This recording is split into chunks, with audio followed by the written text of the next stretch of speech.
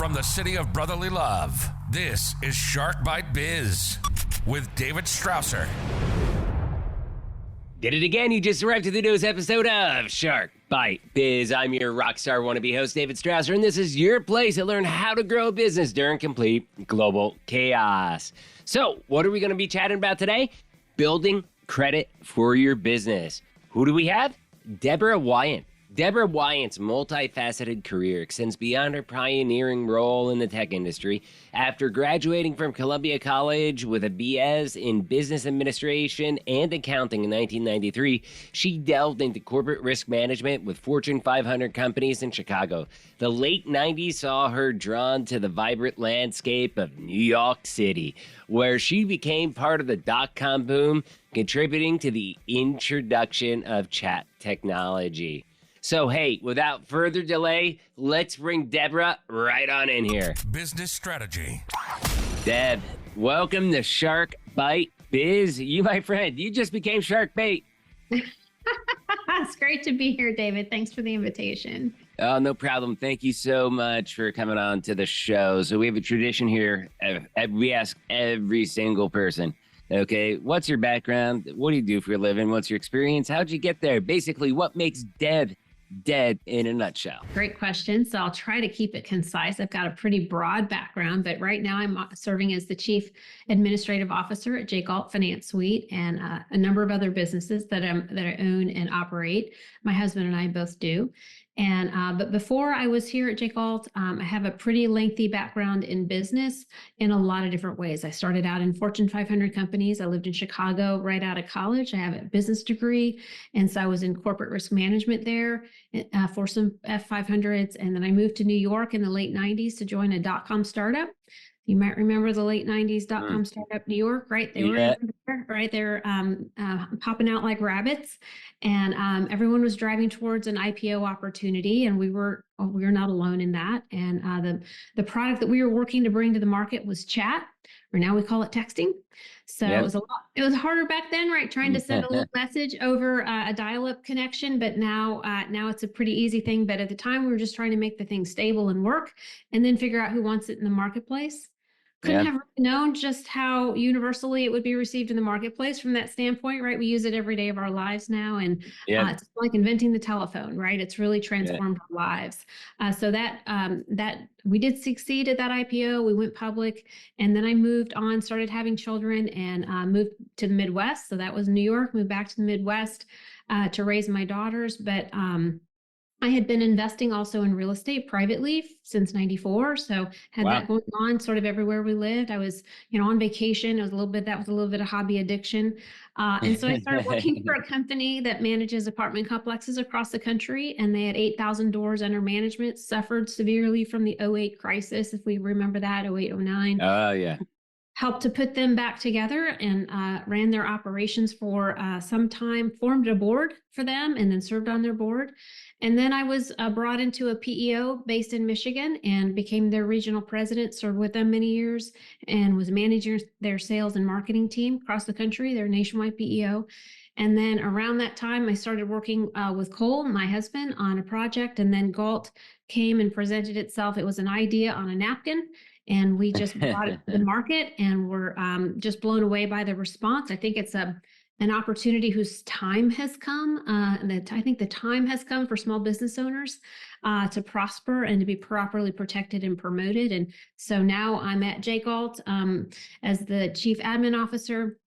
Kind of my fingerprints are everywhere throughout that organization, as you might imagine, but that's what I'm doing these days. And, our vision at Galt is to prosper and protect small business owners. So what exactly is Galt?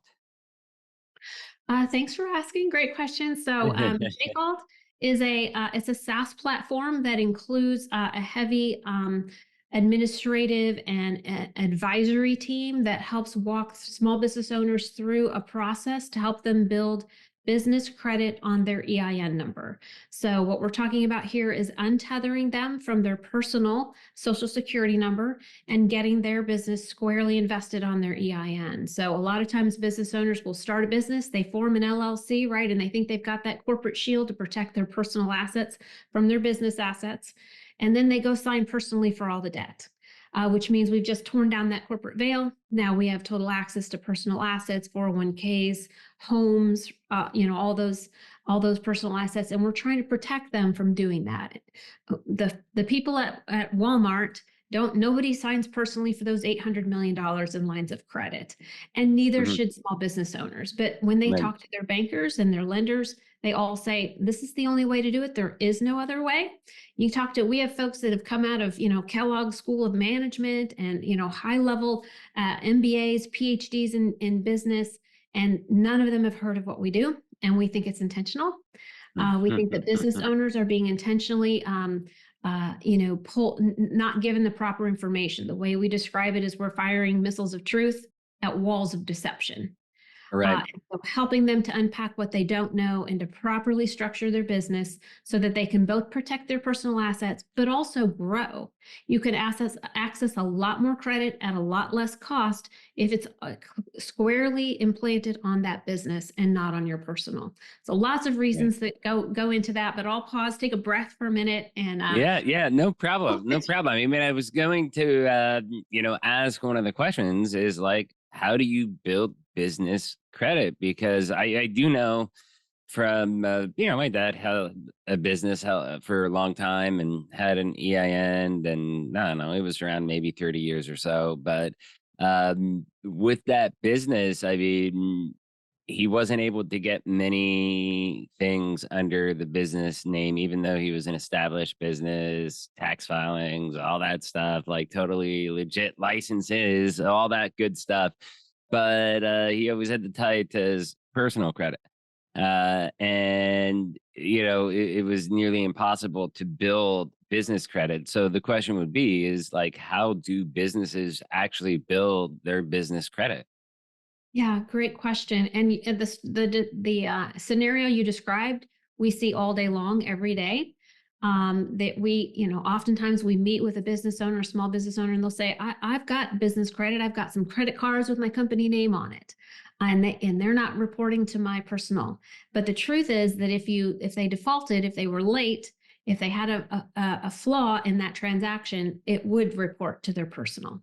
So, there's a kind of a little bit of an education element to that, helping people know. We also will pop up their business credit profile, and it might say something like you described, this robust business. We make, maybe top line revenue of a couple of $1 million a year. We've got, lots of employees, lots of assets, and we put it on the screen for them and we say, what do you think? Here's what your business score says. Your business profile says, here are your earnings. Yeah, that's about right. What do you think you're going to qualify for in lending? It has a recommendation right there on the business report. And that's cool. You scroll up and it might say $500. Right. And they're going, how is that possible? Right? I mean, it's not even logical. Right. And so, that is the big aha moment that we bring to business owners. We offer free credit reports for any business owner, anyone that wants to raise their hands out. I want to take a look at what's on my business credit report. We're happy to show them what's on their business credit report so they can see it for themselves.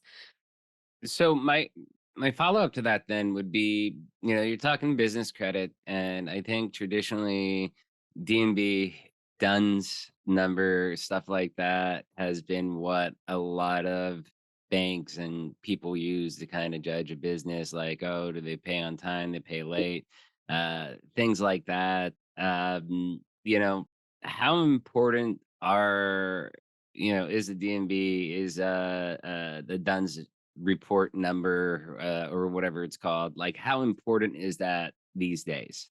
It's very important. In fact, it's becoming more and more important in the marketplace. Recently, we've discovered and we've encountered scenarios where people were applying for personal credit, like, their credit card or, a loan on a vehicle or a piece of equipment personally, and their business credit report was checked and they were declined because of something that was there. Like, I didn't even know I had a business credit report. You're declining me for something I don't even know it exists, right? Mm-hmm. And that's very new in the market. We're kind of on the cutting edge of exactly what's happening. It's a moving, shifting, shuffling type of an environment with lending, right? And so they're always kind of changing the rules. It's a little bit ambiguous. We again think it's on purpose. And so we're staying right on that cutting edge to know, why is this important? What kind of information are they looking for? You said it. Dun and Bradstreet is one of them. But we look at all three bureaus, and what we're trying to help them do is to build a score. So on your personal side, we're all familiar. Most of us have some idea what our personal FICO score is. But on the business side, most people have no idea they even have one, or Right. they don't know what that score is. But that scoring system is between 0 and 100. So when we come in with someone who's just got really nothing going on, their business credit reports are not showing anything. By the way, I want to insert on this point that only 7% of financial institutions report to the business credit profile. They all report to your personal, but only 7% even report. So it's difficult. It's a difficult landscape to navigate, because not only do you need to get some business credit going, but you also need to get people who will report to your profiles, to the three bureaus. Otherwise, you're not going to grow your score. And so you talk about, what do? We have a SaaS platform that walks them through step by step everything. First, we need to get that foundation built. We need to help them make sure that they're properly structured, that names are correct, emails are correct. There are about 123 elements that are reviewed for business credit profiles to be developed. And so a lot of times people go, I'm going to try and do it myself. God bless you. Take a couple of years doing it. Again, that landscape that is shifting all the time. So it's very difficult, right, to keep up with what those changes are. But inside of our platform, within a couple of weeks, we'll have that entire profile built and structured. And now it's ready to receive or stand on top of that foundation, the bureaus that we want to start reporting, and the trade lines that we start building for you. So inside of the platform, we didn't just create the foundation. We also then introduce you based on your profile. We can start lending. We can start extending lending opportunities here. And it's a 7-tier process. So as they gradually move through our program, they're able to get opened up to more and more credit opportunities. And those opportunities are right inside of our SaaS platform. They can see them, which ones they're qualified for. We know the underwriting criteria for every single one of them. So we know you don't have to wonder if you're going to qualify when you apply. We already know you're going to qualify, because we're maintaining all the criteria for all these lending opportunities. We have about 1,000 lenders inside of our platform. Wow, that is incredible. That's pretty awesome. So let's talk about shift gears a little bit. Like, what are some of the factors that contribute to the success of small to medium-sized businesses? That's my specialty as well, too. I work in the SMB space, with small businesses. That's what this podcast is dedicated towards, speaking to businesses like that want to grow. So, what are some of those factors that really contribute to their success? Well, on our side of the fence, if I dare say, revenue, opportunity to access cash, right? Capital. Right. Most businesses are strapped for capital. They can grow to a certain level, but unless they get access to that next level of capital, they can't continue to scale. And so scaling a business requires capital. And so it's one of the number one reasons why businesses don't succeed, is because they ran out of capital. They lack the capital that they need. So limited cash flow or credit resources, it does sound like that it has a pretty negative impact on business operations. No question about it. Look at a builder, for example. That they're in the middle of a project, and the project has they had some scope creep, right? The cost ended up being higher than they needed to be. They've still got to go back and do collections, right? They're trying to collect money, but they're also trying to pay all of their workers and suppliers and all the people that have been part of that project. And then all of a sudden the project fails, because those two things are not happening at the right speed. I've made commitments to vendors and to my contractors, but I don't have the resources. So if I had the access to capital, I could cover that gap and then continue to grow in those projects. Another example, you're a plumber again, and you've got more business than you can handle, but you've only got 2 trucks and you need another truck. But you can't qualify for another truck because your personal FICO scores won't permit you to get any more, right? You've maxed that out, right? You've got a home, you've got, whatever other commitments, financial commitments that are showing up on that report. They're going to say you can't handle anymore. But if I could get another vehicle, then I could scale, right? But you can't get access to that. But if you're on your business, equipment financing and leasing is an important part of growing and scaling your business in order to maintain and keep up with demand. So those are just a couple of examples that popped in my mind. No, well, they were fabulous examples, and I think anybody out there can definitely understand it. So, as our last topic, as we start wrapping up towards the end of this interview, is how does I'm sure nobody works for a company where they feel that they have ineffective management, because everybody's manager is the greatest, right? But I mean, reality, how does ineffective management contribute to business failure? I mean, I think it's huge. That's a mouthful, right? I mean, I think volumes have been written about that. I think culture is a big part of management's responsibility, right? Setting the vision for the organization and the culture for the organization is an enormous part of whether a company succeeds or fails. So I'd say, from the manager's roles, and I would even maybe use a different word. I'd say the leaders, right? Leaders are about casting vision and getting people in, driving engagement and initiatives, right? And then the management's just there to make sure that those initiatives are being executed well. And so I think that, the execution element, we also see, especially in small business owners, we see some real deficiencies in execution capabilities. Again, going back to an example, if you're a plumber, I keep using that, right? You're a plumber and you're fantastic at your trade, right? You know all there is to know about plumbing, but what about business, right? And all the particulars and the technicalities. Being in business is way more complicated today than it was even 10 years ago or 20 years prior. And it's going to be more complicated 5 years from now, 10 years from now. So A lot more restrictions, regulations, licenses, permits. Just so much more complicated all around. It really is. Yeah. Having connections to experts, right? Leaning into experts, staying in your lane in terms of being really great at your craft, but then placing those experts in around your organization to cover those areas where we need to make sure we're protecting and fortifying a company, I think is a real big part of growing a small business. Wow. This has been incredible. This was you're a fast speaker, so this was like drinking from a fire hose. Sorry. No, you're good. You're good, because I mean, we banged through all those topics, and you gave so many golden nugget tidbits, I think, that really can kind of help companies grow in different areas, especially business credit, because I think we've kind of discussed about how that is critical for their growth. Yeah, it absolutely is. Another area I want to say is cash flow. Understanding cash flow, not just getting cash flow, but understanding it.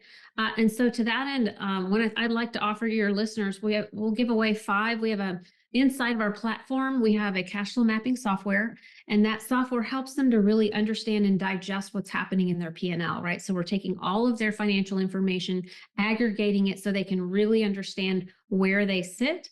As an example, we had a member come into our platform. We sat down with her. She had a small business she'd been running on the side. She had a full-time job, and on the side, she's running this business for many years. And we sat down and we went through this exercise of cash flow mapping. And she discovered her dream was to stop working her day job and figure out how she could take a paycheck from her small business. And so we sat down with her, walked her through the system. It's a very easy system to execute. She just went through it and said, I can actually quit my job. I actually can start taking a paycheck. But she didn't know that until we really helped her unpack what the landscape of her financial situation was inside of her small business. And that's something we also do inside of our platform. Besides the business credit building program, we also offer cash flow mapping. It's included in our offering. And we also do a business evaluation annually. So they can come in and get a full-blown business evaluation. What is my business worth? And we can do that inside of our platform as well. So for inviting me on to your program today, we'll offer 5 of those for free. Cash flow mapping, we'll just first 5 people that I hear from, we'll send a login to, and they can log in and find out more about their small business. Oh, that's very gracious of you. So while we're at it, how can people reach out to you? Where can people find out more about your company? Give us all the details. Okay, so jgalt.io is our website, jgalt.io, and my email is Deb at jgalt.io. No, perfect. Deb, this was amazing. Thank you so much for coming on. And this really is kind of innovative. And it's really cool because I think it will change how, I'm big into AI, I'm big into BI, but business intelligence and really getting true insights into what's happening in your business. How much money do I owe? How much money is owed to me? Things like that. Because I do ERP, Enterprise Resource Planning Systems, as my day job. And Shark Bite Biz is my side job. But, finding out like those details are so critical for so many different businesses. And it seems like that's what you do, but more on the financial side as far as credit and credit building. So thank you so much for coming on and sharing your expertise, your knowledge. It's funny, this started with a napkin, but sounds like an amazing platform that a lot of people can, take advantage of. So thank you for coming on. Thanks for having me, Dave. It's been a pleasure. No problem. Take care. Cheers. Bye-bye. Wow, that was an incredible chat with Deborah, right? First, you all know the routine. If you found this interview helpful, if it sparked those warm and fuzzies, do me a favor, hit that like button, smash that subscribe button. But if you really want to help us out, because Shark Bite Biz is the greatest kept secret in the world of small business, please help us out. Share us out to your friends, your family, your colleagues, anywhere that you dwell on the interwebs. I'd love to see nothing more but Deby Wyant and Shark Bite Biz out there trending. Awesome stuff, Deborah. Thanks for coming on, sharing your expertise, and please check out the link for her business Jay got down below. Question of the day: how did you build credit for your business? Leave a comment down below on YouTube. And if you want to be in the show, interviews at Shark Bite Biz. If you're watching on YouTube, please join the channel. $3 a month. You can support us by becoming a baby shark. You all know this by now, but I'll say it once again. I'm David Strausser. This is Shark Bite Biz. We'll see you all next episode. Cheers. You've just experienced Shark Bite Biz with Dave Strausser. Make sure to like, comment, and subscribe to the show to help us spread the word about personal, professional, and business growth. Want to be on the show? Send an email to interviews@sharkbitebiz.com. Special shout out to our sponsor, an SAP and Acumatica Gold Partner Stellar One. Get off QuickBooks. Automate businesses' processes and have your business reach the stars. StellarOneConsulting.com or reach out to the show. Till next episode.